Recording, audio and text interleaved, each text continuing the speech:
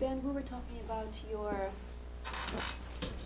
missions in Germany, and we can continue with you're showing us and reading some parts from your diary as well, looking at some pictures from your combat mission.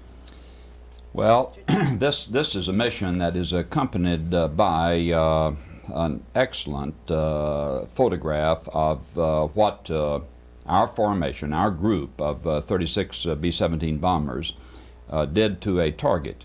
Remember, Germany occupied all of Europe before D-Day and did for some time after. This mission was flown August the 25th, 1944, and our target was in Namur, Belgium. My diary simply mentions that that day it was my 9th mission. I flew wing lead. Again, terribly terse. Did good job. Results of bombing bridge. Now this bridge must have been designed to cut the retreating Germans off from retreating back into Germany and forcing them hopefully into a surrender posture. So it would be one of the 2 missions I recall. We took out a bridge at Cologne one time, one of the 2 missions that I recall flying where our objective was just a bridge, and again bombing from 30,000 feet. We didn't take off until 14:25, so that means 2:25 in the afternoon, and my little diary note says we are 25 miles from Paris on the ground. Maybe the war will be over soon. Again, it was August 25th, 1944. But they made pictures at the conclusion of each mission, only of the lead crew, and so there's a picture of the lead crew absent the gunners on that particular mission. Were you on it? Yes, Are you on that? yes, I'm Point? right there. But you can see the bomb bursts here, remarkably clear. There's only slight cloud coverage, obviously those little cumulus clouds down there. But you can see the bomb bursts here, and it's obvious that when I wrote in my diary, that's the diary, that we did a good job, that we had knocked out the mission. You can see the river here, and even though the bomb bursts prevent you from seeing the bridge itself, that's a remarkably clear picture of a bomb pattern. Was that a rare, clear day? Were most days overcast? Or? There'd be no, I have a lot of pictures. When I say a lot, I have some pictures in here of other,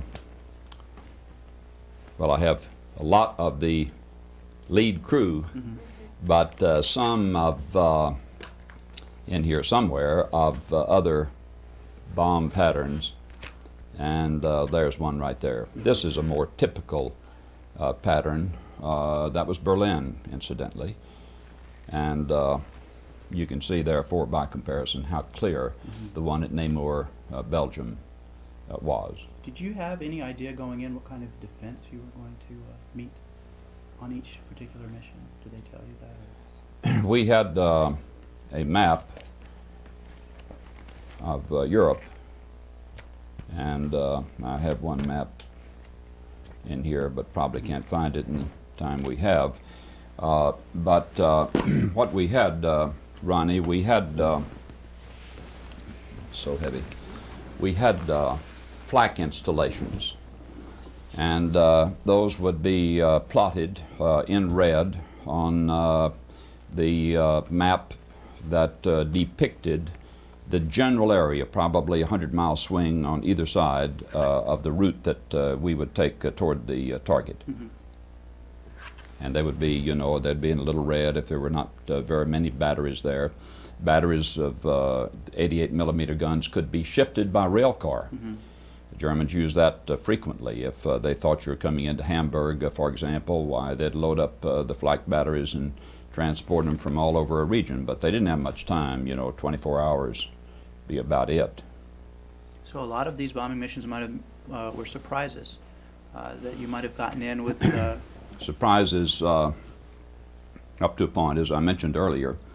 They would plot it. The Germans were ahead of us on radar, and they would plot the route, and from the route they thought you were taking, they would identify what they thought you were going to have as your target, and they would certainly be able to fly their fighter force from some radius into that defensive posture for that target. Mm-hmm. Sometimes they guessed right, sometimes they guessed wrong. We tried to fool them, it was a game of wits there. I don't mean we were twisting all the way through, but we might fly 75 miles in one direction and then come back down. Do you remember the announcement about Hitler's death? Did you know that the war was over, or were you still fighting? I think there are two comments there that might be pertinent. We thought we had won the war going into December of '44. There is an excerpt from the book Wings, which is an excellent depiction of the 8th Air Force, pointing out that in 1943 and 1944 that the crew's survival was 34%. 66% of the men were casualties during those 2 years. It became infinitely easier the later you went into 44 and 45. Of course, if you caught that flak, you were the unlucky one. Why, it wasn't a lot easier for you. But General von Rundstedt, launched the big offensive in the Low Countries, and all of a sudden in December of '44, in the Battle of the Bulge, when we were totally weathered in, we could give the ground crews no support. It looked like we had been a little bit optimistic, and the war was going to continue for a long time, and again, victory didn't seem as certain. But Can you describe coming in on your 25th mission, how you felt? I mean, the war was still going on, but you had completed your 25th mission and you're on the home stretch coming home. Well, I felt immense relief. I felt I'd done my job, and that gave me a sense of relief, I guess is as good a word as I can find, or it wasn't satisfaction in the sense of a chortle or something of that type, but anyway, I'd done it, and it was over. But I had, I mentioned this patriotism business, and I had volunteered for a second tour, and so was aware that I was going back and probably fly in the Pacific. Well, not probably, I was going to fly in the Pacific, and was indeed assigned to go to Great Bend, Kansas to get checked out in B-29 Super Fortress. Ours were flying fortresses. They had then named it the Super Fortress. It was a bigger 4-engine bomber. But there was relief, immense relief. And you ask about Hitler's death, that confirmed it, that, it was all over. And well, what was the date of your last mission? Do you remember that when you'd have to look? You said it was about 30 days before the end of the war. Yeah, I think it was, but I don't know that I've ever really thought about that. I can tell you in a hurry.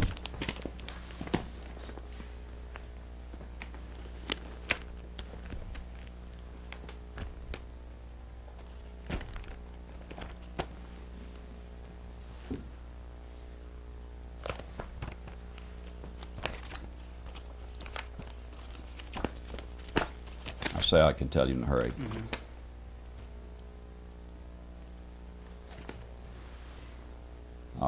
February the 28th, 1945, and the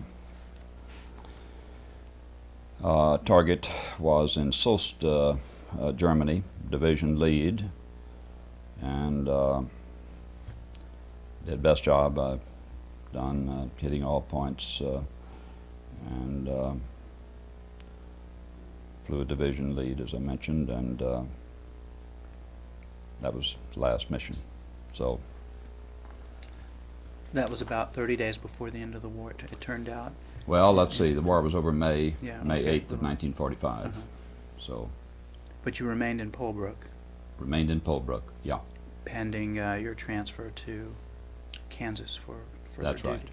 Hmm. However, you found yourself back in Austria, May 10th. Well, the reason I remained in Polbrook, I had the job of training younger crews, and so I was doing that from February 28th on, had been doing it in between missions too.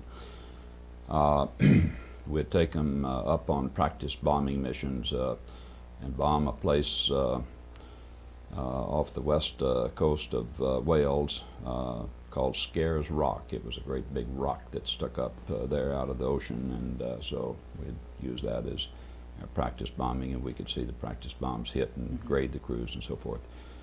But the war was over on May the 8th, and on May 10th we had orders from the 8th Air Force. Our first orders were on a standby, because we did not know that, Ronnie, which may be of interest to you, that the Russians were going to stop at the line which had been designated, and we were told to stand by in combat readiness state, because if they did not stop, we did not know what orders might come to make them abide by the agreement.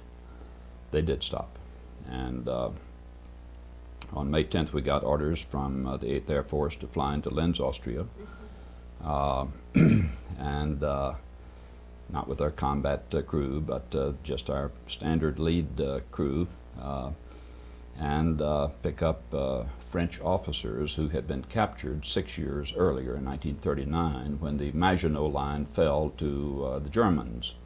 Maginot Line being the great fortification that the French had built, anticipating that it would repel any attack into perpetuity. And as you may recall, Hitler with his panzer divisions flanked it, and it fell rapidly. So we flew into Linz, Austria, and very readily found the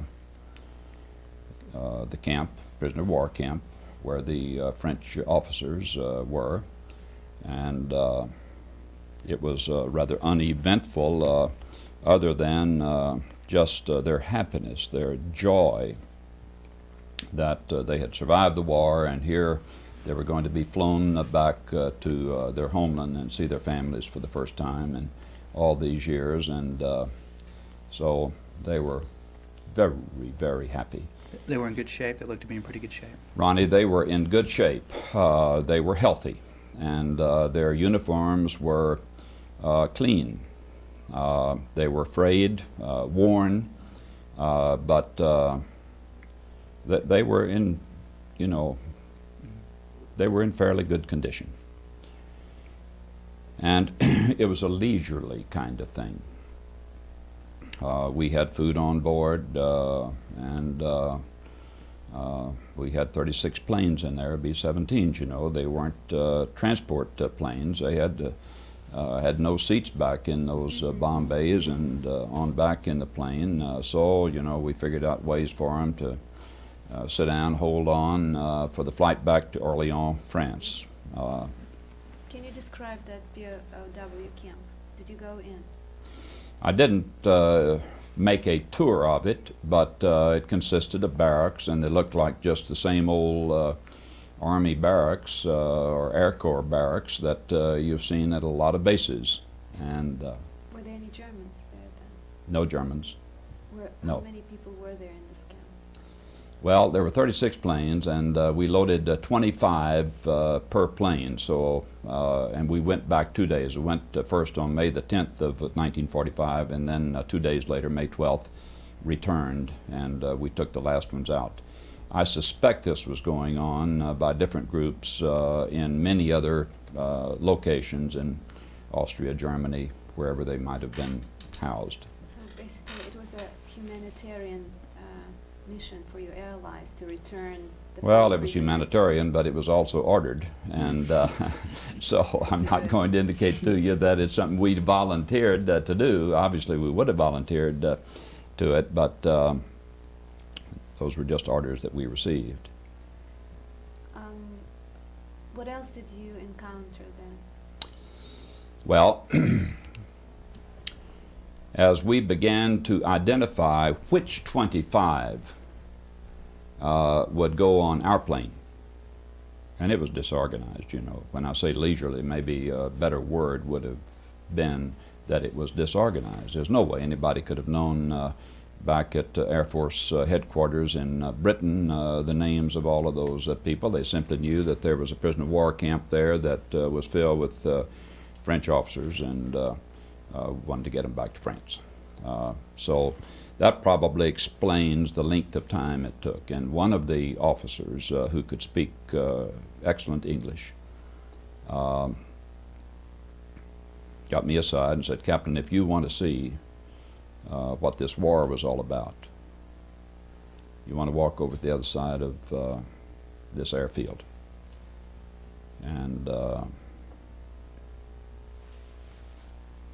I walked over. You didn't know what he was talking about when he said that? He said that there was a concentration camp there, but I didn't know the name of it. I didn't know anything else about it, Ronnie. And so I walked over. I can't recall today whether he walked over with me, showed me where it was, but anyway, I know I got there. And the sight I saw is very, very difficult for me to recount unemotionally, even all these years later. There were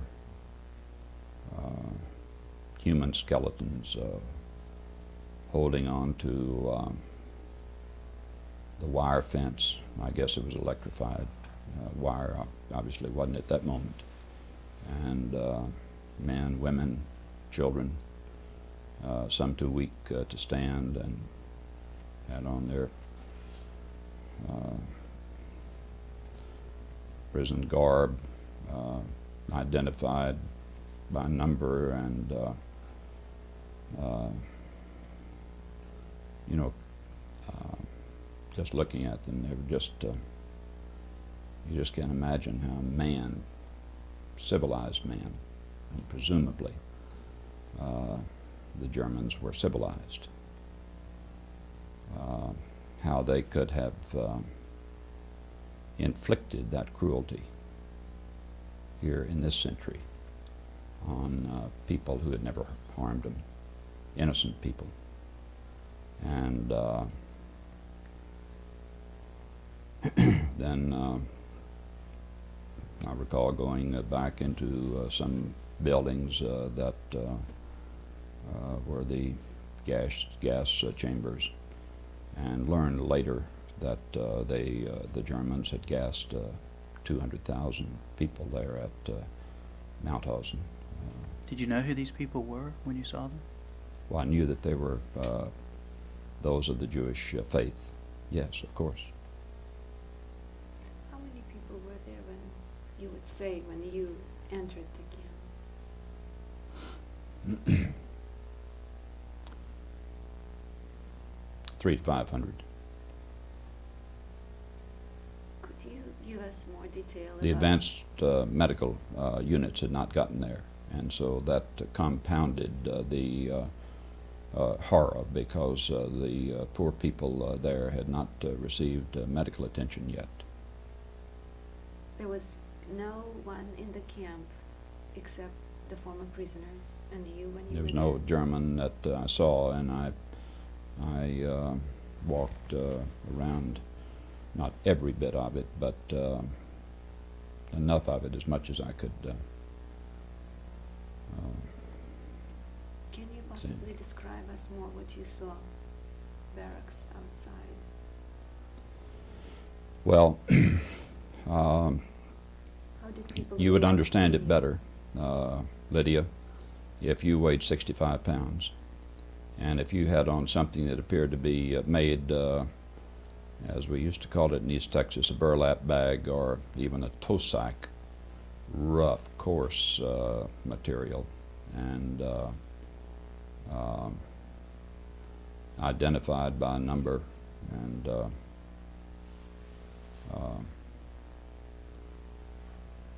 just terrible conditions. Did you talk to them?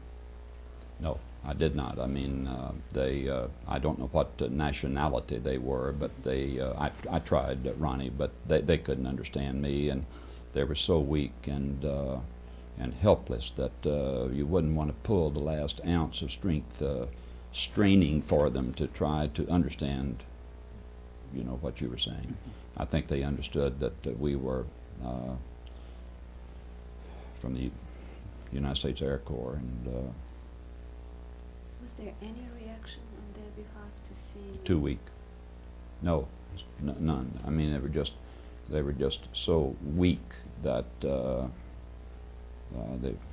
many of them were just lying there on the ground, and Was there anything else physically that you remember very well about the camp? Smells, sights, size? well, the sight, as I say, it's a nightmare, and I'll never forget the sight. It impacted me so that even in business I refused to go to Germany. I've been back only one time, and maybe I am as unjust as the German people were, but I have held ever since that the German people accountable. I can't imagine anything like that happening in this country, and that's the standard I'd measure by, in this country, where at camps, and we've learned there were camps all over Germany, we've learned that there were 6 million Jews who were killed. I can't imagine anything in this country that could have happened without there being an uprising of the people in Beaumont, Texas, if there had been that kind of camp on the outskirts of Beaumont, and or any place else here in this nation. How much time did you spend there? Well, we spent probably an hour or 45 minutes. Someone had told us that the U.S. medical teams were coming, and that I recall the issue of food that we had brought coming up, and we were told not to do it, that they had been deprived of food so long, if they were given food, they might become violently ill, and as weak as they were, die. I guess we must have had 351st Doctor with us primarily. Well, he would have been there to have attended to the French people that we were picking up. But walking through, you were with other Americans as you walked through. Yeah. You were, by that time, hardened in battle. You were still very, very young. You just conveyed to us the great sensitivity and empathy that you had immediately for those people. How did that fit, seeing those people fit into your understanding of war, as it was over already, as you saw the casualty of war, innocent casualty? Well, it did fit, Lydia. It gave me confirmation of the faith that I'd placed in the leadership of our country, that Roosevelt was justified, that he knew that we had to eliminate Hitler and all that were associated with him. I asked to your earlier question that you said you will answer at the end of your tour, the war becoming personal after you visited Mauthausen. Can you elaborate on that? I can in this concrete respect. As we talked about the combat portion of my experience, and never at any time did I respond to your question, yes, it was very personal. And maybe I said it different ways, but it was not. And I identified a moment ago that with me it became very personal on May 10, 1945, 2 days after combat, after hostilities had ceased in Europe. And it has carried forward. Today is what, January the 8th, 1993, and it has carried forward throughout that length of time. I have great empathy for those who are in the minority segment. I don't care whether it's color, religion, or whatever. Great empathy.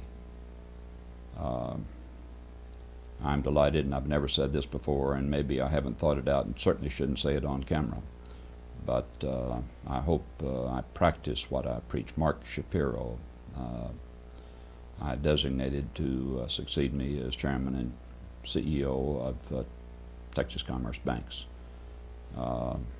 He was the best qualified. He was able. He is doing a marvelous job. He is of the Jewish faith. If it had been John Washington and he had been black, I would hope that I would have that impression made on me at Mauthausen of the capability of man to inflict on his fellow man total cruelty and injustice. I would hope that you asked me how it impacted me. I would hope that that would be testimony as to how it did impact me and many others. After you left Mauthausen, did you talk about it? Did you share what you saw or your feelings No, with it anyone? wrenches me too much. I've talked about it with two men who I saw 40 years later, who flew with our group. I have a long letter that one of them sent me, a 4-page letter that he had written to his mother and father, and he sent that to me. I hadn't seen him for 40 some odd years, and he came to Houston, and that evening that we spent together going through our albums, he had his album. We talked about that, and he said, I think I can find it, and I want to send it to you. It touched all of us. It's interesting to think that as you describe your experiences flying and bombing and fighting the Germans, you never had that personal aspect of really being angry at the enemy. It was only after the war that you got this personal sense of anger. That's You've what I'm described hearing. it perfectly. Something that's That's the truth. That's the way it was. which is an amazing thing. It may be highly speculative, but do you think if you, when dismissed and when you came back from the war, back to the United States, if you told people about what you saw, the horrors of the war, the end of the war, what you witnessed, do you think people would have believed you?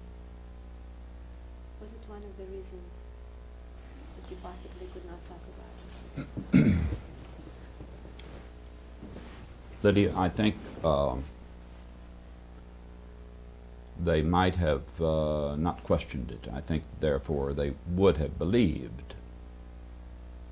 But in the rush of events that would impact them more directly, I think it is so easy to forget.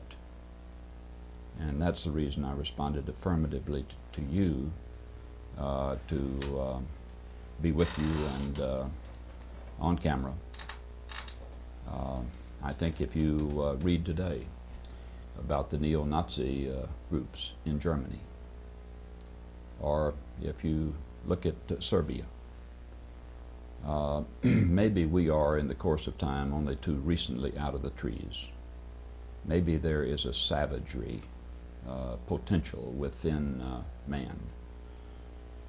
But unless that is curbed, we need to be reminded of what those excesses can produce.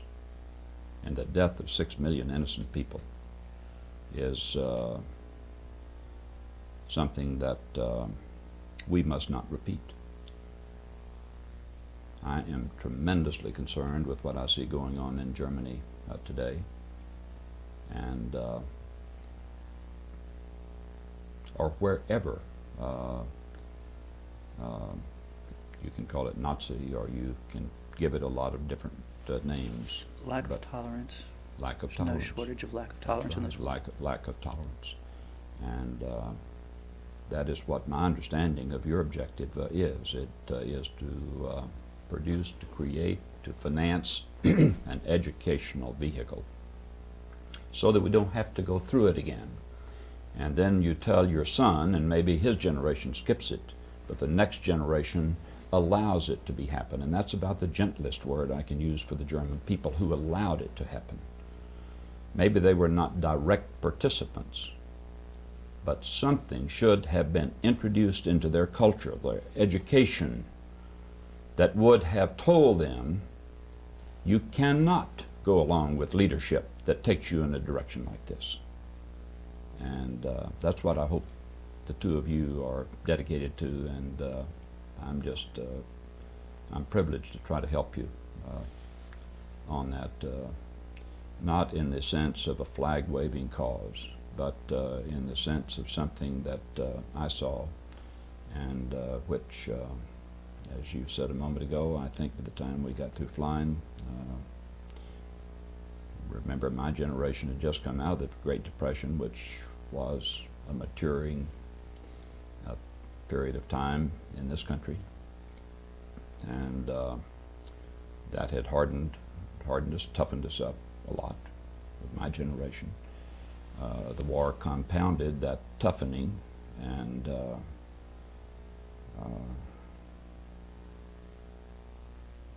yet I'll tell you that experience in Mauthausen melted me. That's why these tapes are so extremely important in continuing the education, because hearing it from you, who was actually there, an eyewitness, has the feelings, and discussing it is completely different than someone who would just read it in a book. Well, you got a wasp here, you see. Yeah. And I want to identify that too, but it doesn't have anything to do with that. It is just the lack of tolerance, the inhumanity that isn't the product of some fiction writer. I mean, it's happened in my time. And How do you respond to people today who are saying that the Holocaust did not happen? That this is well, a myth? that they never get through the sentence with me. They never get through the sentence with me, Lydia. I mean,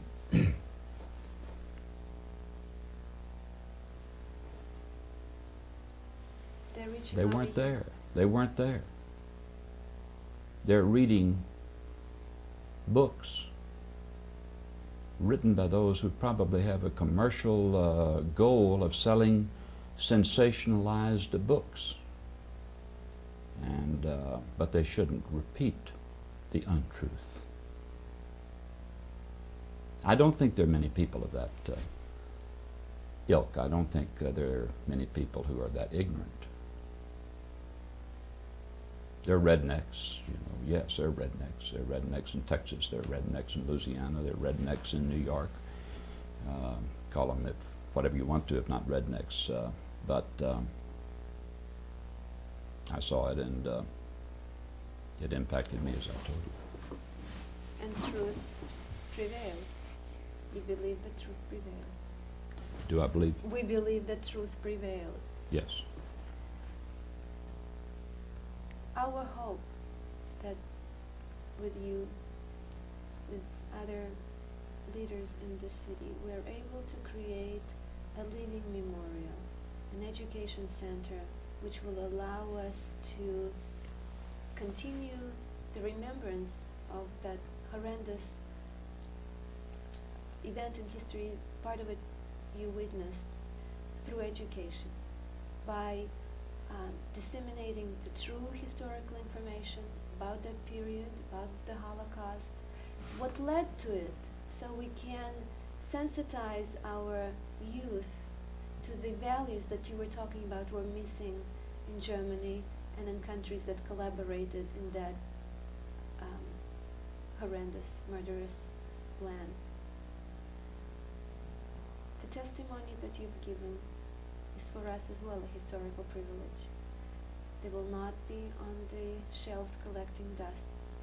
We feel that we have a great potential of imbuing our children here in Greater Houston area, district by district, school by school, with a knowledge that would create a preventive medicine, an attitude that will always allow them to use critical thinking and not to follow the leaders who create evil and tragedy for people, whether it's minority or majority, but that our children will be able to make individual decisions, individual rights. Your testimony and your participation and leadership in this project is vital to us, and we thank you very much. Thank you. Much. Thank you. Thank you. Brian, do you have any questions? You usually have. Yale doesn't like me to ask questions. Do you? Sure, would you still shot that man, your bombardier, today? By today, are we in war? Oh, yes. Under the same conditions? Yeah. You bet. Why didn't you do it? Well, then I would have wound up in prison, and he was turned over to the military authorities, and they gave him medical discharge. Have you told your children about your experiences at Mauthausen? Mm-hmm. Yes. I mean, was it recently or when they were? I've told my grandchildren also. Yeah. They don't understand it exactly. Right. It's impossible for them to conceive. Impossible for my children to understand it too. But that's the reason your work is important, I think. Mm-hmm. We have in our period of time when we're living far better communication vehicles than we had 2 or 3 generations ago. I mean, you've got pictures. Pictures answer your question about whether or not there was a Holocaust, for goodness sakes.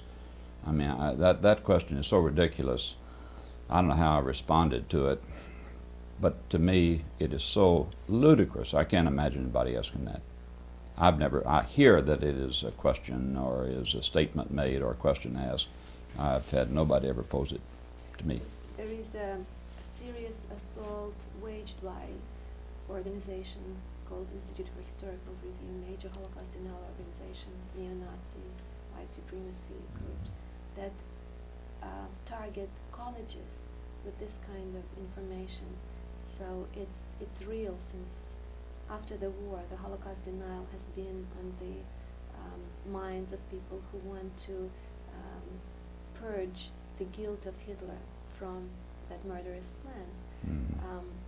It's unfortunate that we have to have that in mind as the history is receding into the past, that we are constantly challenged by this horrific heirs to Hitler's legacy.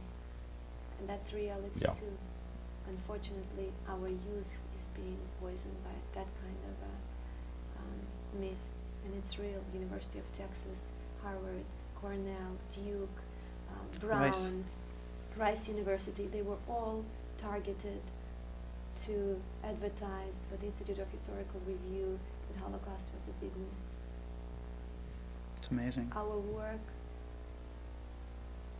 should be able to educate the kids and understand what is the truth, what is the ideology behind people who are trying to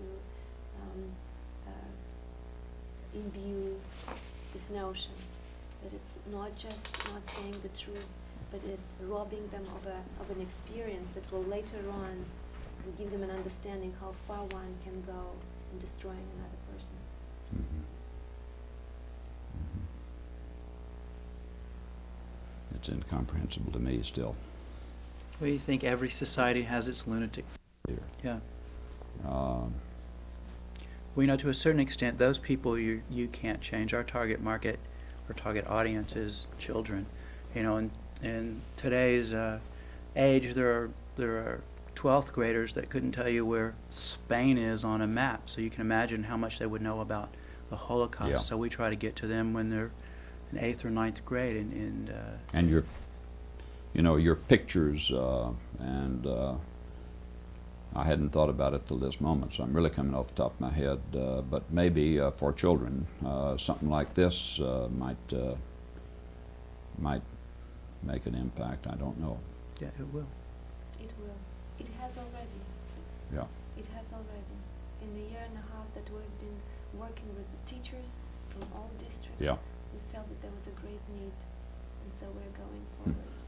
Well, I've noticed my grandchildren, they like airplanes. They like airplane stories. They'll listen a little while. I don't make it too graphic, but combat. But their interest level increases a great deal with that kind of lead-in or background as to a Mauthausen and the ultimate lesson to be learned. They may be too young for Mauthausen, but they probably also experience, even slightly in their tender years, ways where they're not included or excluded or not considered, maybe not your grandchildren, but children of younger years, where caring is not an everyday occurrence. And what we're trying to teach, not necessarily bombard with facts, but lead to the values that we're missing. You were talking about tolerance, empathy, humanity towards another person's suffering. And we feel that that is something that can be taught in younger children without them describing the horrors of the Holocaust or Second World War. But when they are ready to study those facts, they will understand how morally it was wrong and identify with it as a human being. So it's not just a factual presentation, but hopefully will raise a generation of children who will be sensitized to tolerance or intolerance. Lydia's good at her job. She is She's terrific. great. She She's is great. terrific. We're done? I think so. Wonderful. Thank you, Ben. Thank you. Well, thank you very much for Oh. all you're doing. He's the I don't know that would serve any purpose. It's up, Okay. entirely up to you. I didn't know what exactly you wanted, and you mentioned when we talked yesterday pictures of the family, so I just looked around my office and brought some of these. But you said that you yeah, I'm trying to follow your baton. I see.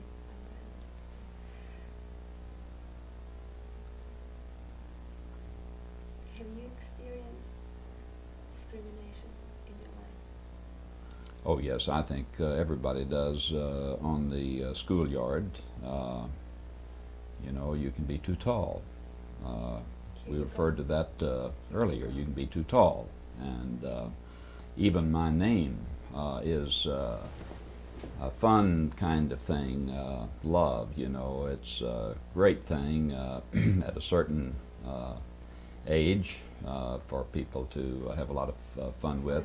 When you're grown, why you can laugh with it, but the kind of discrimination you have on school grounds. My first name is Benton, and I never will forget the torment that I used to feel when people would say bent on love, and I don't know why that drove me batty, but it used to bother me. Oh, we all do, but not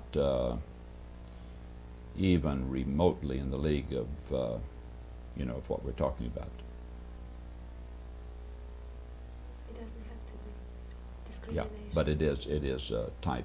We all go through that, and it's part of maybe of the maturing process, the kind of discrimination I'm talking about. But that's not the discrimination of a Mauthausen. No, that's not loading people in cattle cars. And that's not for absolutely no reason, no inquiry as to what the law is, much less trying to follow it.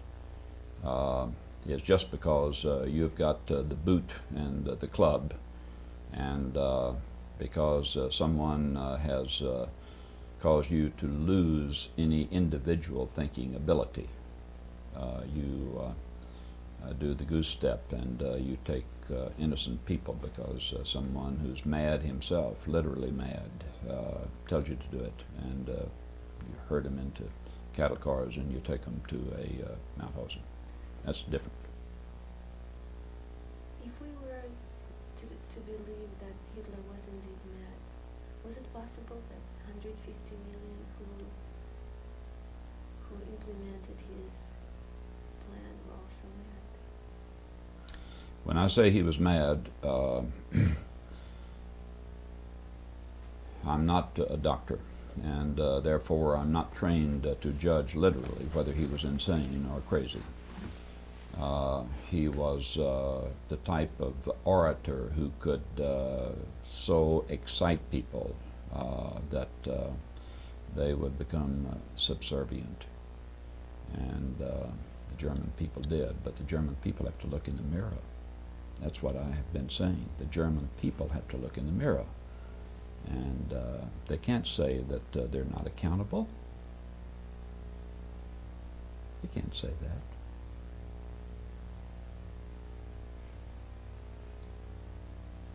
Have you seen the movie Europa, Europa? No.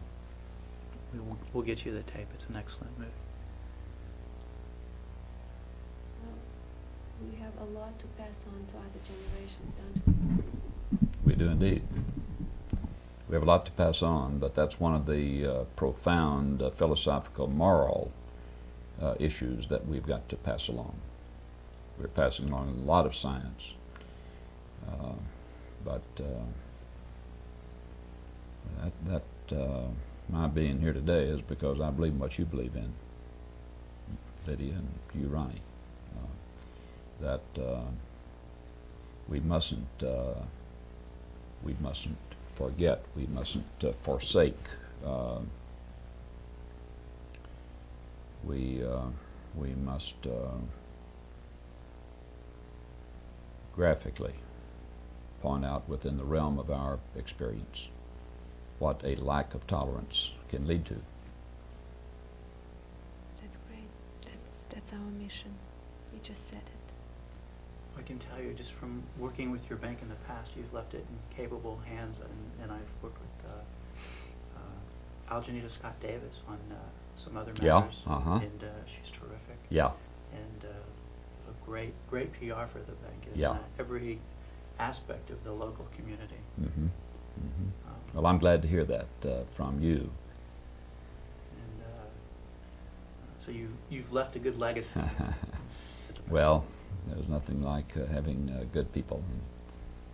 You know Mark. Do you know? You do. I don't know him you, personally. yeah. I have a friend, Bruce Zimmerman. I don't know if you know Bruce. Sure I do. Of course. Yeah, he's a great financial mind. Mm-hmm. Yeah. You tell him that's what I said immediately when you mentioned his name, that he has a great financial mind, which he does. Actually, we bought some land from the bank and built an apartment project Hmm. in West Houston. Well, From I'll Mark say. Fowler. Yeah. Mm-hmm. Ronnie's daddy, who is a survivor of the Holocaust, the only member of the whole family who survived, came here in '49 and started a new life. 5 children, business, and now Ronnie is in his following his steps in real estate development. Mm-hmm. Morgan Group, he and his Mhm. brother. He's been through combat then. He's been through recently, especially. Yeah. I'll tell you, that has been a tough field. Yeah, it's people ask me if I still work out. I say I don't need to. Anxiety kind of burns the calories now. That's right. Yeah. It's the same. But my father would sing the praises of patriotism and opportunity in this country as much as you have. He is thankful every day that he landed here and was able to come, and still doesn't know how or why he happened to end up where he ended up in some small village in the Ukraine, how his parents got there, but is thankful to God every day that he came here not without any friends, relatives, or even speaking the English language. In 1949 was able to make what he's made of himself. He's got 5 children, 10 grandchildren, and 2 on the way. well, actually 8, 2 on the way. Okay. You have to be authentic. Right. This is on tape. Yeah, and like you, he believes that you get what you put into it, and you have to help your community, and it comes back tenfold. Well, that's also a great thing about the environment here in Houston. And most of us came to Houston from the outside, and yet Houston assimilates people. When I was at Ellington Field during part of my cadet training, we'd go to the USO downtown. I think it was on Caroline and Fannin in those days, 1943, and on Saturday afternoon we could get off base, and there'd be some business leaders down there who would either take us into their home or take us to dinner.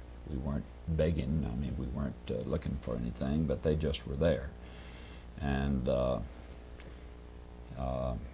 man that I got to know was Ralph Schnitzer, who then had the Magnolia Paper Company, and he would, on Sundays, he had a good friend named Bob Strauss, and they would love to drive around Houston, go out the ship channel, and talk about what this city was going to be 20 years, 30 years from then, and I'd be sitting in the back seat there, ready to go back to my base on Sunday afternoon. And and just listening to them, I thought, that's where I want to live. Really? That's where, if I get through the war, and finish up the University of Texas, that's where I want to live. So many of us came to Houston drawn because the city has a work ethic, but even unlike, I think, other cities in this region of the country, you don't have to live there 2 or 3 generations in order to be accepted, and what Houston wants people to do is what you've done, Ronnie. They want you to be productive, they want you to participate, and there are not very many barriers. Yeah, well, there has been an entrepreneurial spirit in this city. Hopefully it's not being extinguished with the way things are going now, especially in our industry. But it's still, there's a lot of enthusiasm here. A lot of people, I mean, job growth and performing in business is encouraged a lot. And there's not too many doors that you can't walk in. Yeah, it's a good atmosphere, isn't there?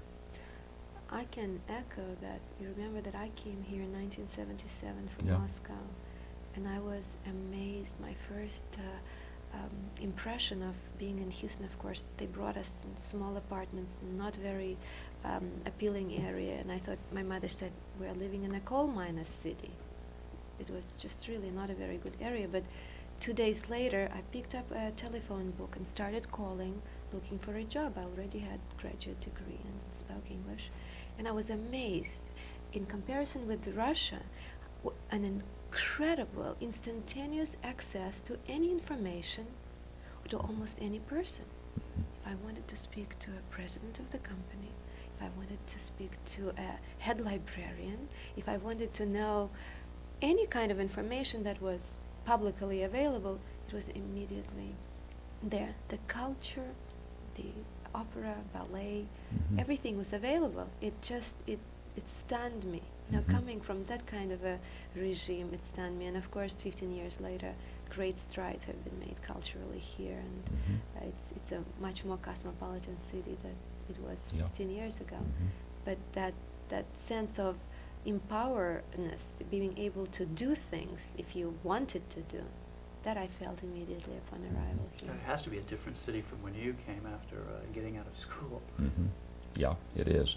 I remember that was 1947, but I remember in the late 60s, Shell Oil was then in New York, headquarters in New York, and they had hired Stanford Research to survey 22 cities where they thought they might relocate out of New York.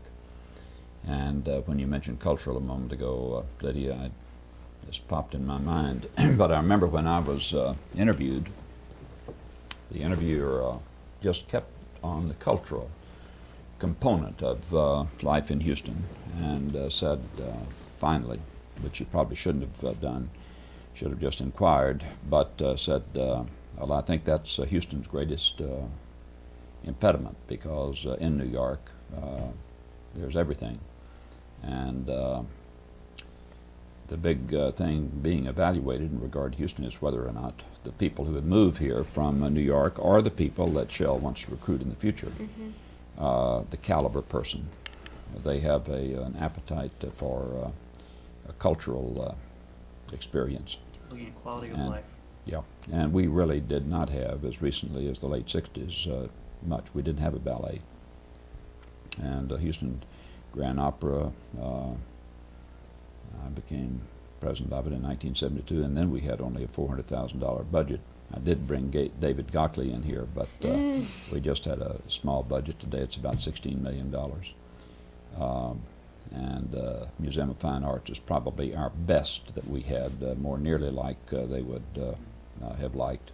Symphony was run-of-the-mill kind of thing. Two men supported it, Gus Wortham out at American General and General Maurice Hirsch would write the checks to rub out the red ink year after year after year.